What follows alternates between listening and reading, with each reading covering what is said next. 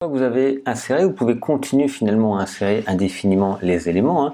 Il suffit juste de cliquer dessus pour réinteragir sur ces éléments-là pour les modifier. Vous voyez, là je retourne sur le titre, je retourne ici sur le corps du texte, je retourne ici sur l'image.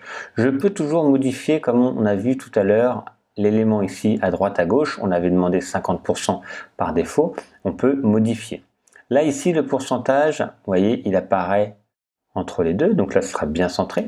Juste ici, il dit qu'il n'est pas à 50% parce que l'image est carrée. Si je prends une image plus en longueur, je vais vous montrer, elle va se modifier au niveau de cette disposition. Je vais prendre celle-là qui est beaucoup plus allongée, je fais de l'insérer, et vous voyez, elle apparaît ici. Et donc là, maintenant, si j'agrandis, je vais pouvoir tout simplement avoir une image plus grande, et ainsi pouvoir générer l'élément de façon beaucoup plus grande à ce niveau-là.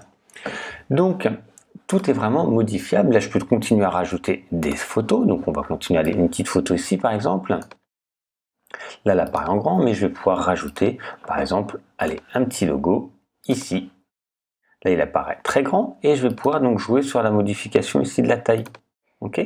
Donc, en petit, en grand ou les autres éléments.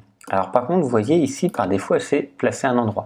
Et c'est là où je vais pouvoir jouer sur l'alignement, au centre, à droite ou à gauche, suivant comme vous voulez, pour que ça corresponde un peu mieux à ce que vous avez envie au niveau de la mise en page.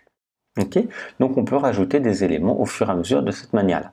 Si on continue à rajouter ici, on va rajouter de nouveau sur un élément à 2 colonnes.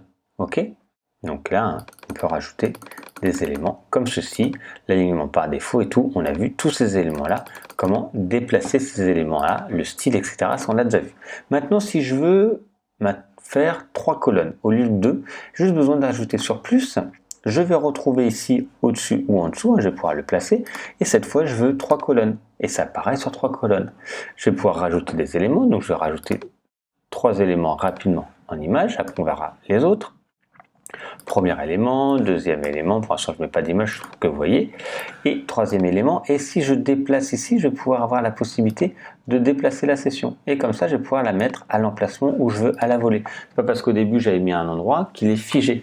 Ça en fait c'est un bloc que je vais pouvoir modifier à volonté, et donc toujours sur ces 3 colonnes, de cette manière-là. Si je ne veux plus l'élément qui est ici, ou un des éléments, donc là je vais pouvoir tout simplement cliquer sur la croix pour le supprimer. Je fais commande Z pour revenir en arrière.